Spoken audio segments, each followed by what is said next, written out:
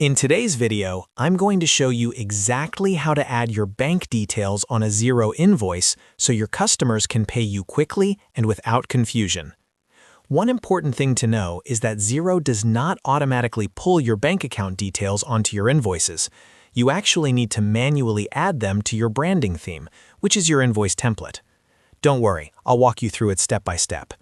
And if you find this helpful, make sure to hit that like button and subscribe to the channel for more simple Xero tutorials just like this.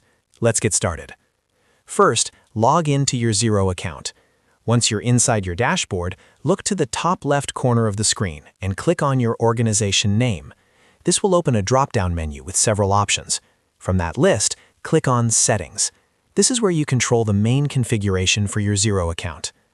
Inside Settings, you'll see different sections depending on your layout. Look for Invoice Settings, which is usually found under the Features or General section. Go ahead and click on Invoice Settings.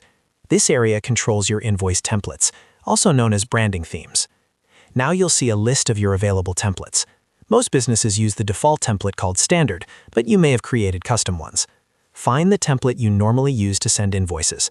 On the right-hand side of that template, click the Options button. From the drop-down, select Edit. You're now inside the Invoice Template Editor. This is where you can customize how your invoices look and what information appears on them. Scroll down the page until you find the section labeled Terms and Payment Advice, sometimes shown as Terms and Payment Advice on Invoice and Statement. This is the key area where you'll add your bank details. In this box, type your bank information clearly. Include your bank name, your account name, your sort code if you're in the UK, and your account number. If you're in another country, you might include details like your BSB, routing number, or IBAN depending on your banking system. Make sure the information is accurate because this is what your customers will use to send payments. A small typo could delay your payment. As a helpful tip, you can use line breaks to separate each piece of information so it's easy to read. For example, put the bank name on one line, the account name on the next, then the sort code and account number on separate lines. You can also format the text in bold if you want it to stand out more clearly on the invoice. Once you've entered your bank details and you're happy with how everything looks, scroll back up or down to find the Save button and click Save. That's it. Your branding theme is now updated. From this point forward, every invoice you generate using that template will automatically display your bank details in the Terms and Payment Advice section. This means you won't have to manually type your bank information each time you create a new invoice, saving you time and making your payment process much more professional.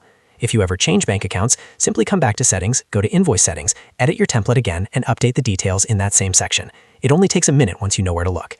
And that's how you add bank details on a Xero invoice. Super simple once you know that it's controlled through your branding theme and not your bank account settings. If this tutorial helped you, make sure to like this video and subscribe to the channel for more easy Xero guides, bookkeeping tips, and small business tutorials. Thanks for watching, and I'll see you in the next video.